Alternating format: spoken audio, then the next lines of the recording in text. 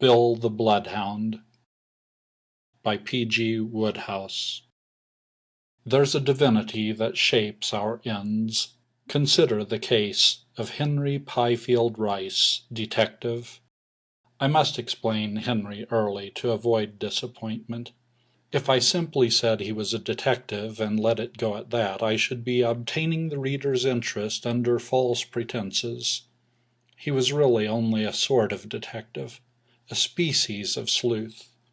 At Stafford's International Investigation Bureau in the Strand, where he was employed, they did not require him to solve mysteries which had baffled the police. He had never measured a footprint in his life, and what he did not know about bloodstains would have filled a library. The sort of job they gave Henry was to stand outside a restaurant in the rain and note what time someone inside left it. In short, it is not Pifield Rice, Investigator Number 1, The Adventure of the Maharaja's Ruby, that I submit to your notice, but the unsensational doings of a quite commonplace young man, variously known to his comrades at the Bureau as Fathead, that blighter what's-his-name, and here, you. Henry lived in a boarding-house in Guildford Street. One day a new girl came to the boarding-house and sat next to Henry at meals. Her name was Alice Weston. She was small and quiet and rather pretty. They got on splendidly. Their conversation, at first confined to the weather and the moving pictures, rapidly became more intimate. Henry was surprised to find that she was on the stage, in the chorus. Previous chorus girls at the boarding-house had been of a more pronounced type. Good girls, but noisy, and apt to wear beauty spots. Alice Weston was different. "I'm rehearsing at present," she said. "I'm going out on tour next month in The Girl from Brighton. What do you do, Mr. Rice?" Henry paused for a moment before replying. He knew how sensational he was going to be. "I'm a detective." Usually when he told girls his profession, squeaks of amazed admiration greeted him. Now he was chagrined to perceive in the brown eyes that met his distinct disapproval. "What's the matter?" he said, a little anxiously, for even at this early stage in their acquaintance he was conscious of a strong desire to win her approval. "Don't you like detectives?" "I don't know.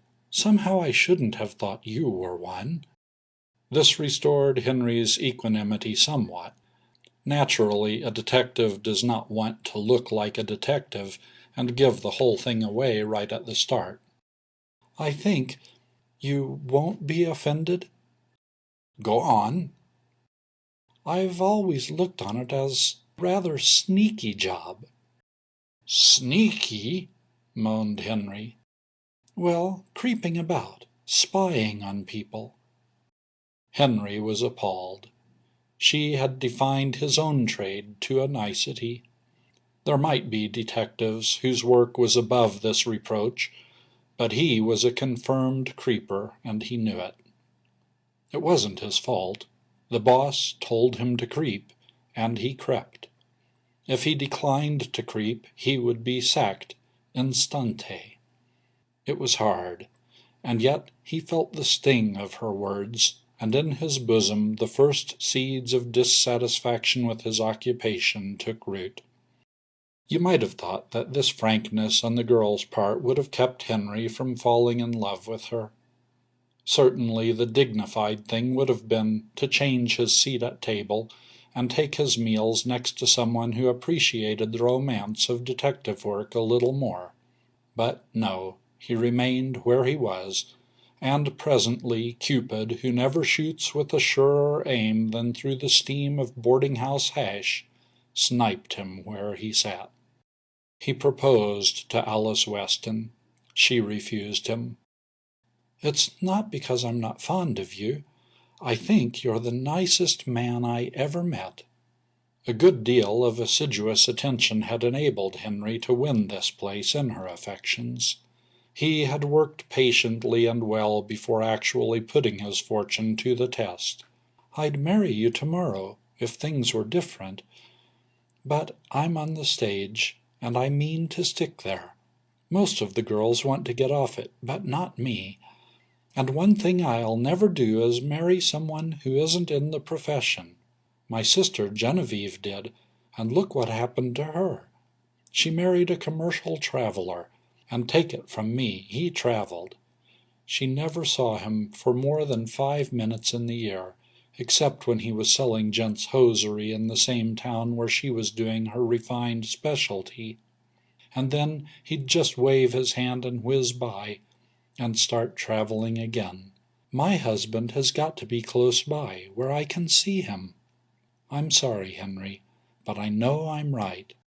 It seemed final, but Henry did not wholly despair. He was a resolute young man. You have to be to wait outside restaurants in the rain for any length of time. He had an inspiration. He sought out a dramatic agent. "I want to go on the stage, and musical comedy." "Let's see you dance." "I can't dance." "Sing," said the agent. "Stop singing," added the agent hastily. "You go away and have a nice cup of hot tea," said the agent soothingly, "and you'll be as right as anything in the morning." Henry went away. A few days later at the bureau his fellow detective Simmons hailed him. "Here, you! The boss wants you. Buck up." Mr. Stafford was talking into the telephone. He replaced the receiver as Henry entered. "Oh, Rice, here's a woman wants her husband shadowed while he's on the road. He's an actor. I'm sending you. Go to this address and get photographs and all particulars. You'll have to catch the 11 o'clock train on Friday." "Yes, sir." "He's in The Girl from Brighton company. They open at Bristol." It sometimes seemed to Henry as if fate did it on purpose. If the commission had had to do with any other company, it would have been well enough, for, professionally speaking, it was the most important with which he had ever been entrusted. If he had never met Alice Weston, and heard her views upon detective work, he would have been pleased and flattered. Things being as they were, it was Henry's considered opinion that fate had slipped one over on him. In the first place, what torture to be always near her, unable to reveal himself, to watch her while she disported herself in the company of other men. He would be disguised, and she would not recognize him, but he would recognize her, and his sufferings would be dreadful. In the second place, to have to do his creeping about and spying practically in her presence. Still, business was business. At 5 minutes to 11 on the morning named, he was at the station, a false beard and spectacles shielding his identity from the public eye. If you had asked him, he would have said that he was a Scotch businessman.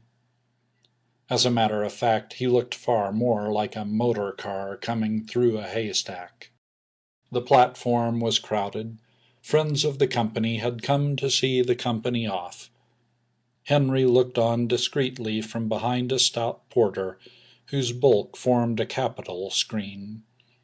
In spite of himself, he was impressed. The stage at close quarters always thrilled him. He recognized celebrities. The fat man in the brown suit was Walter Jelliffe, the comedian and star of the company. He stared keenly at him through the spectacles. Others of the famous were scattered about. He saw Alice.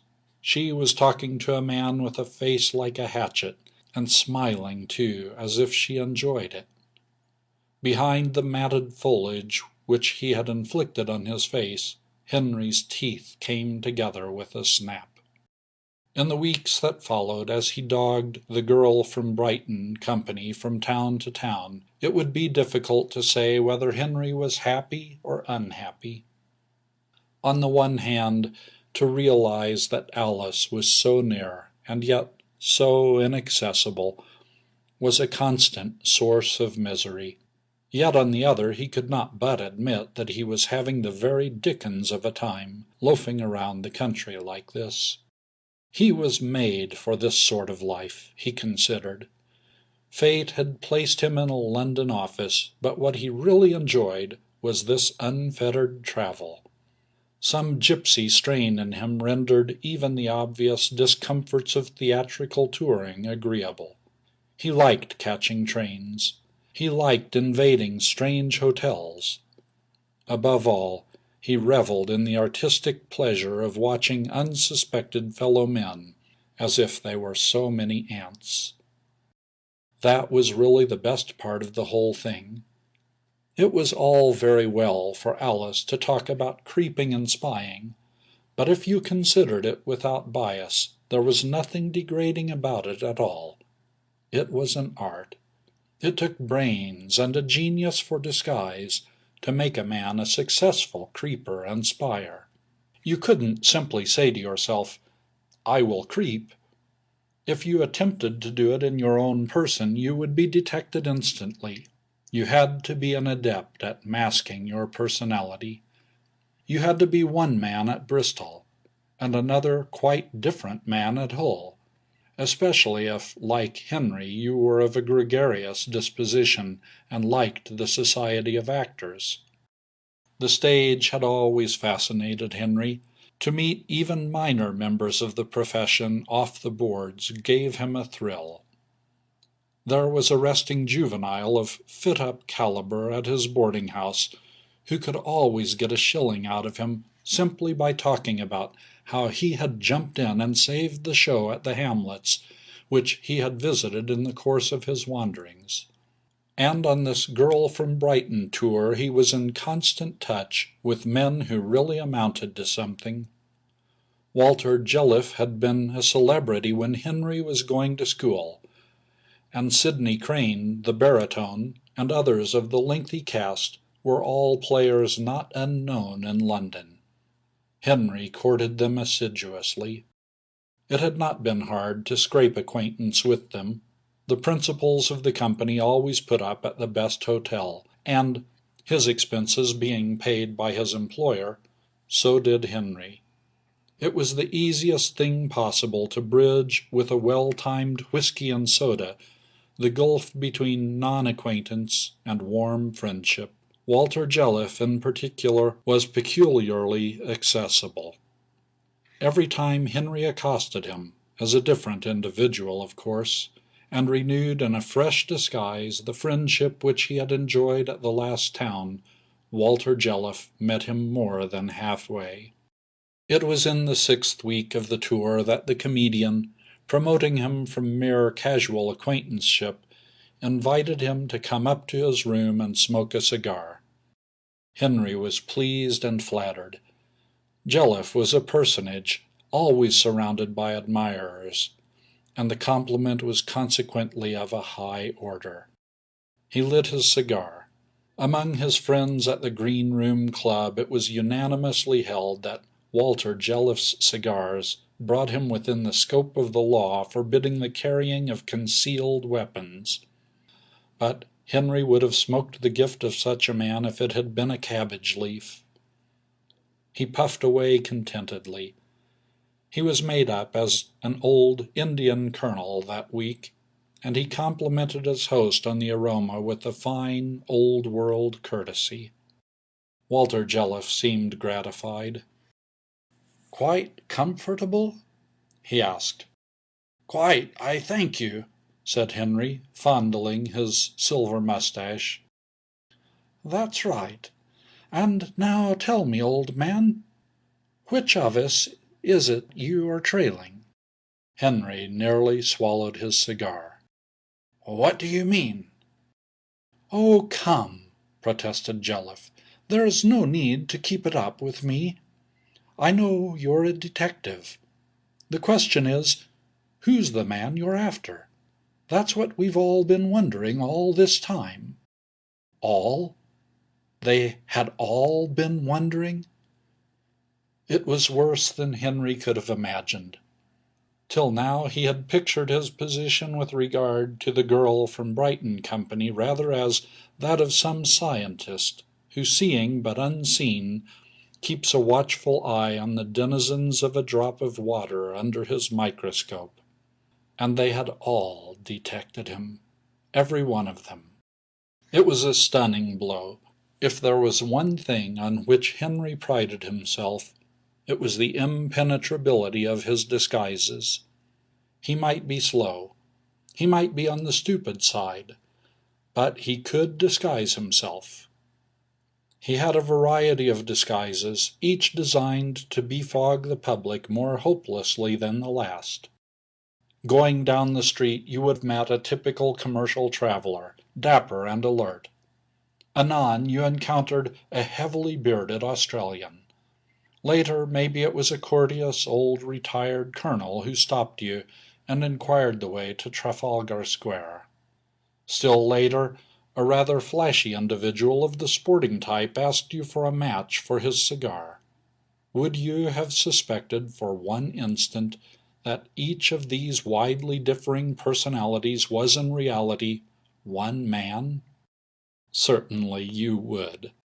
Henry did not know it, but he had achieved in the eyes of the small servant who answered the front door bell at his boarding house a well-established reputation as a humorist of the more practical kind. It was his habit to try his disguises on her. He would ring the bell, inquire for the landlady, and when Bella had gone, leap up the stairs to his room. Here he would remove the disguise, resume his normal appearance, and come downstairs again, humming a careless air. Bella, meanwhile, in the kitchen, would be confiding to her ally the cook that Mr. Rice had just come in, looking sort of funny again. He sat and gaped at Walter Jelliffe. The comedian regarded him curiously. "You look at least 100 years old," he said. "What are you made up as? A piece of gorgonzola?" Henry glanced hastily at the mirror. Yes, he did look rather old. He must have overdone some of the lines on his forehead. He looked something between a youngish centenarian and a nonagenarian who had seen a good deal of trouble. "If you knew how you were demoralizing the company," Jelliffe went on, "you would drop it. As steady and quiet a lot of boys as ever you met till you came along. Now they do nothing but bet on what disguise you're going to choose for the next town. I don't see why you need to change so often.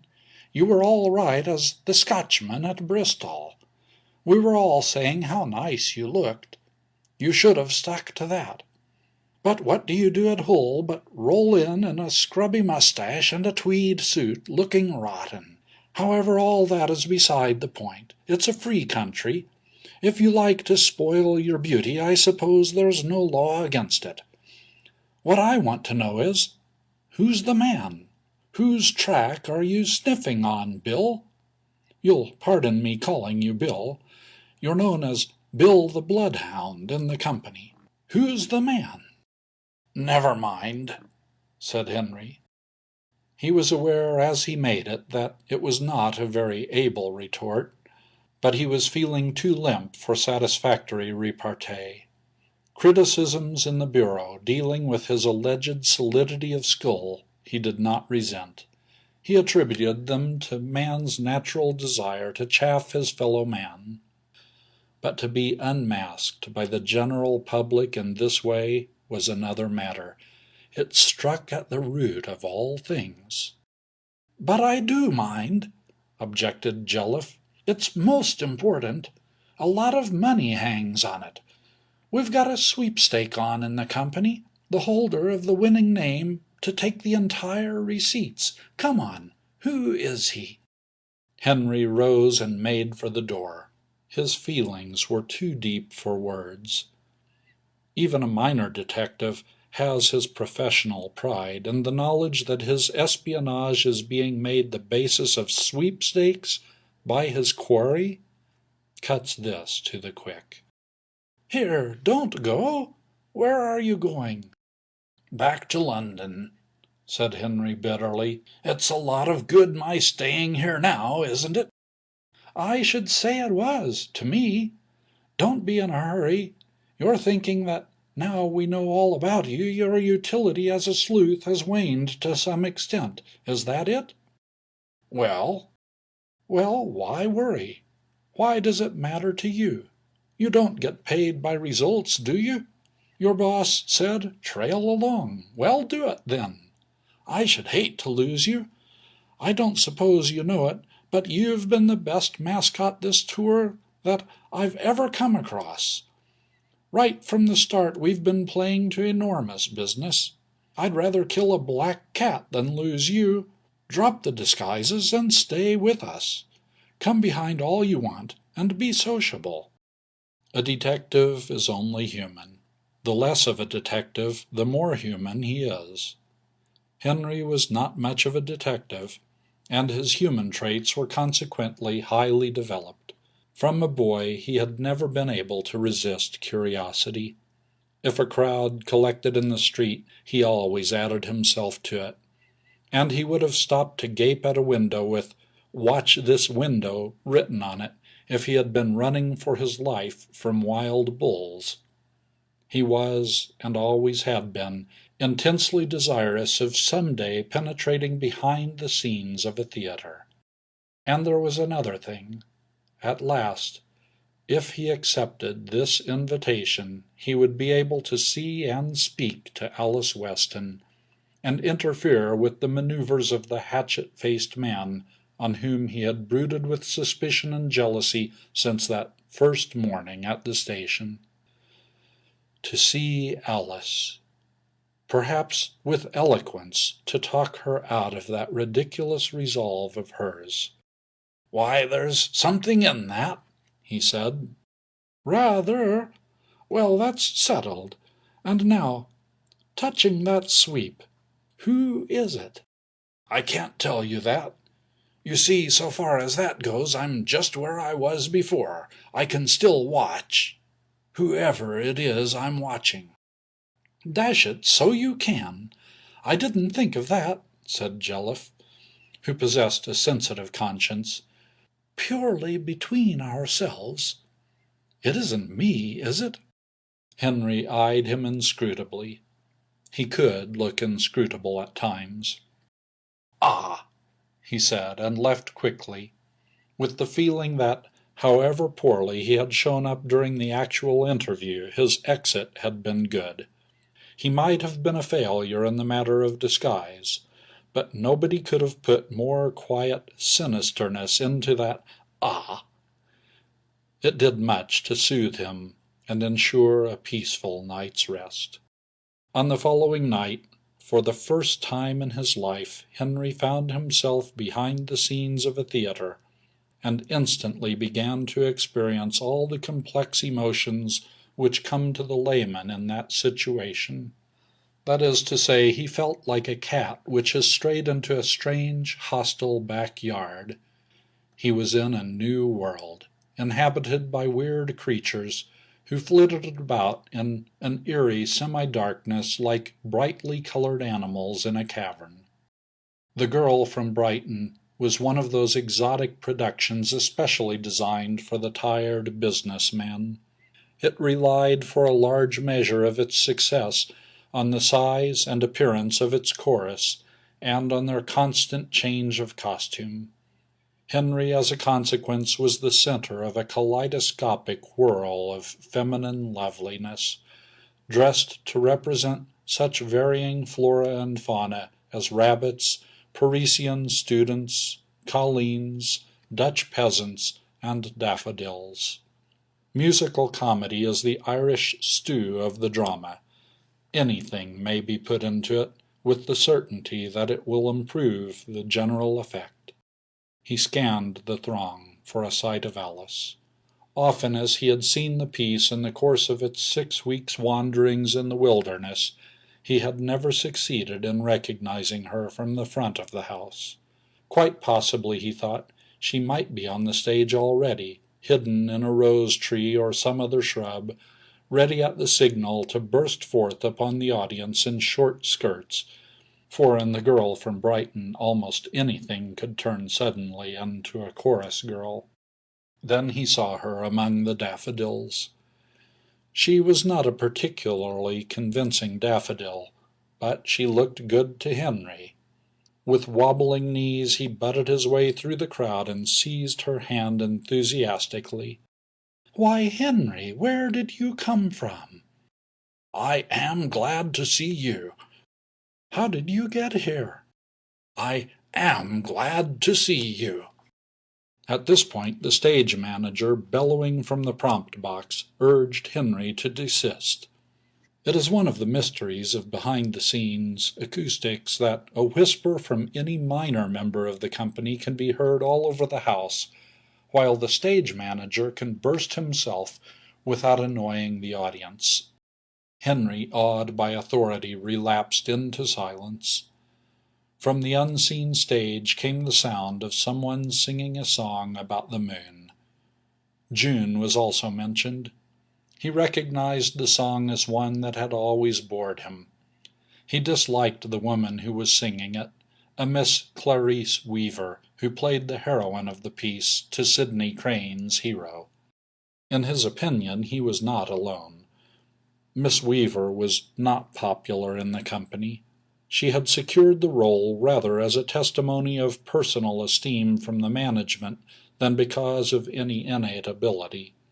She sang badly, acted indifferently, and was uncertain what to do with her hands.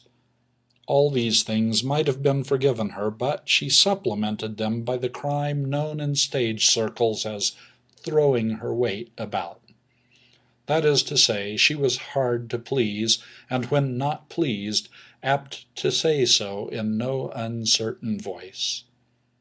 To his personal friends, Walter Jelliffe had frequently confided that, though not a rich man, he was in the market with a substantial reward for anyone who was man enough to drop a ton of iron on Miss Weaver. Tonight the song annoyed Henry more than usual, for he knew that very soon the daffodils were due on stage to clinch the verisimilitude of the scene by dancing the tango with the rabbits. He endeavored to make the most of the time at his disposal. "I am glad to see you," he said. "Shh," said the stage manager. Henry was discouraged. Romeo could not have made love under these conditions.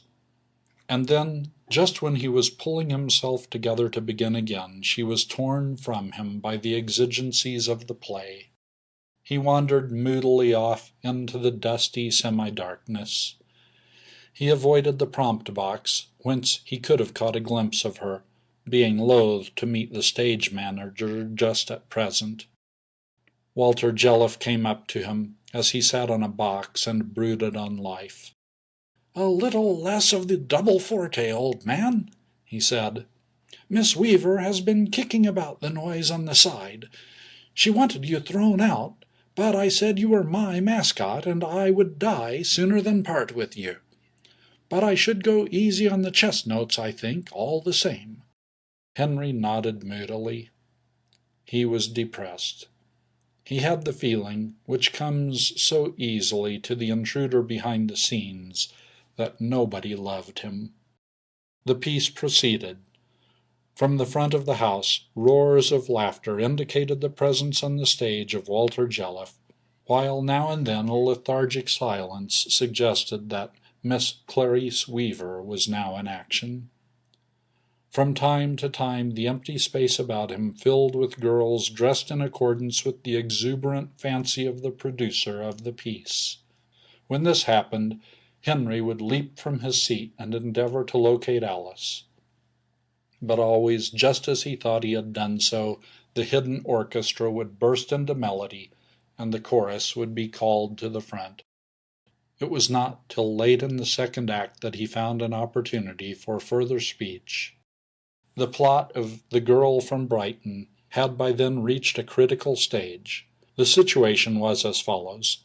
The hero, having been disinherited by his wealthy and titled father for falling in love with the heroine, a poor shop girl, has disguised himself by wearing a different colored necktie, and has come in pursuit of her to a well-known seaside resort, where, having disguised herself by changing her dress, she is serving as a waitress in the rotunda on the esplanade.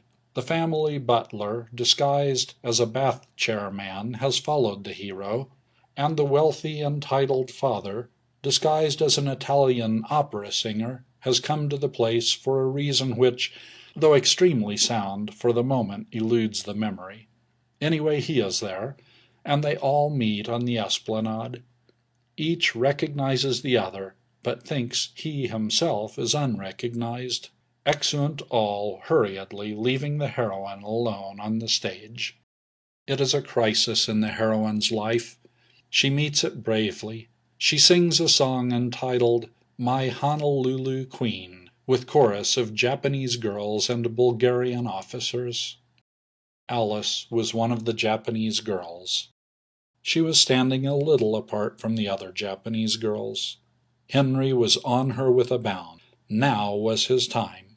He felt keyed up, full of persuasive words. In the interval which had elapsed since their last conversation, yeasty emotions had been playing the dickens with his self-control. It is practically impossible for a novice, suddenly introduced behind the scenes of a musical comedy, not to fall in love with somebody, and if he is already in love, his fervor is increased to a dangerous point. Henry felt that it was now or never. He forgot that it was perfectly possible, indeed the reasonable course, to wait till the performance was over and renew his appeal to Alice to marry him on the way back to her hotel. He had the feeling that he had got just about a quarter of a minute. Quick action. That was Henry's slogan. He seized her hand. "Alice!" "Shh!" hissed the stage manager. "Listen, I love you. I'm crazy about you. What does it matter whether I'm on the stage or not? I love you. Stop that row there. Won't you marry me?" She looked at him. It seemed to him that she hesitated. "Cut it out!" bellowed the stage manager, and Henry cut it out.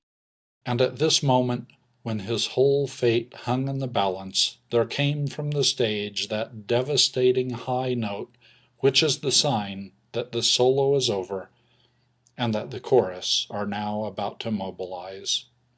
As if drawn by some magnetic power, she suddenly receded from him and went on to the stage.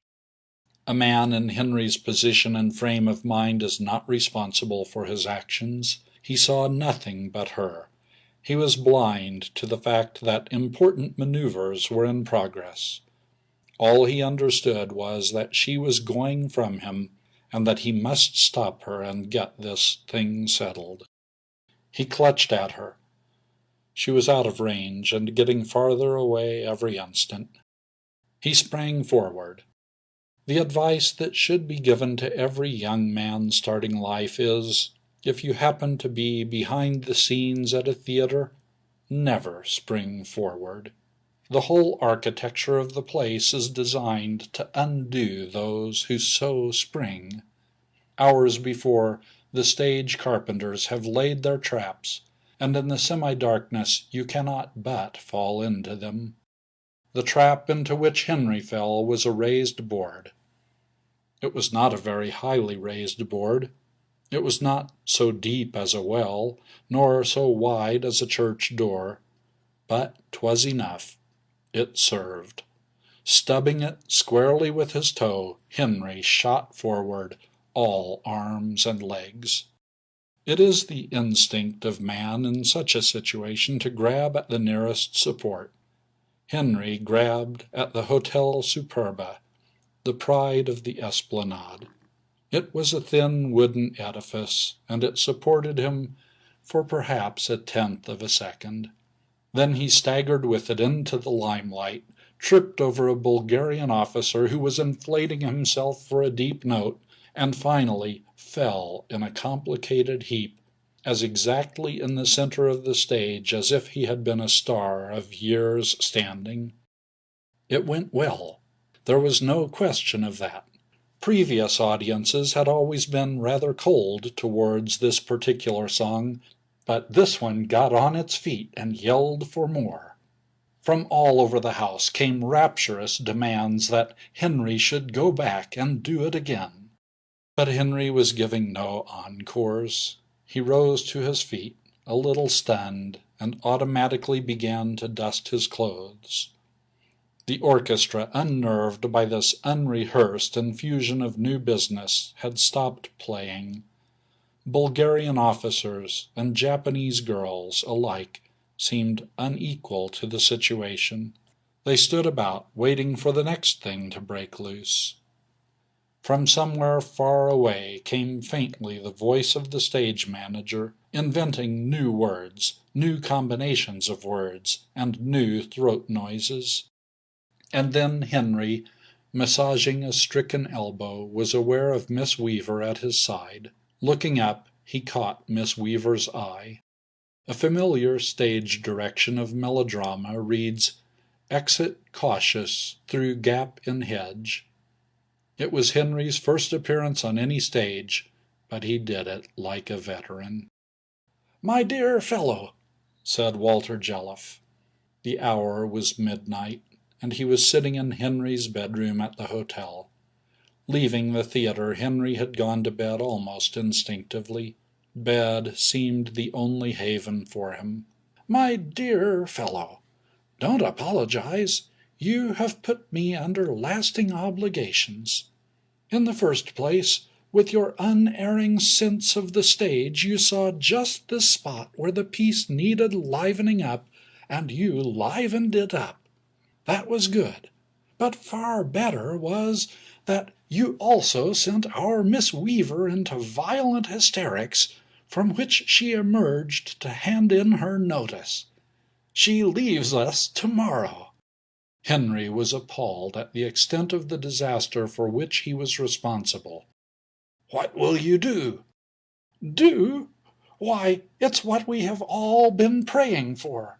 A miracle which should eject Miss Weaver.